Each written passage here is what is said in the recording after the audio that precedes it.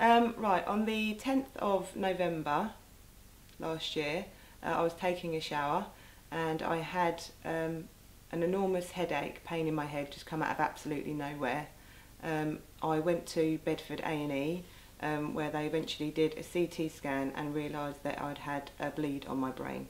After the CT scan, the doctors at Bedford weren't able to deal with what they found, so I was sent over to Addenbrooke's Hospital in Cambridge, where they discovered that I had what was called an arteriovenous malformation, shortened to AVM, which is basically a malformation of the arteries and veins in the brain, and that is what has caused the brain hemorrhage that I had. After diagnosis, I was told that there were 3 options to deal with it. One was to do nothing and hope that it didn't bleed again.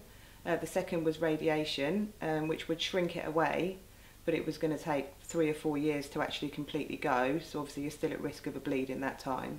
And the third was to have a craniotomy, which is basically to go into the brain and cut it out and remove it, and that would have been a complete cure. So I had the operation. It was a complete success. I recovered well initially, no major pain, no side effects. After a couple of days, I was given a form to fill in, and I realised that I had lost the ability to read completely.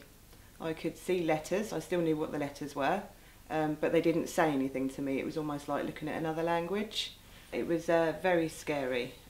Obviously been able to read my entire life, suddenly look at a piece of paper that shouldn't have been too difficult. It was quite a frightening experience. And initially the doctors thought it was because I couldn't see the words properly, but when I explained, he said to me that I was suffering from a condition called deep dyslexia, which is caused by a trauma to the brain, such as a car accident or indeed brain surgery. The part of the brain they operated on was actually related to what I could see, so they were expecting me to lose some of my vision, especially my field of vision to the right hand side of both eyes.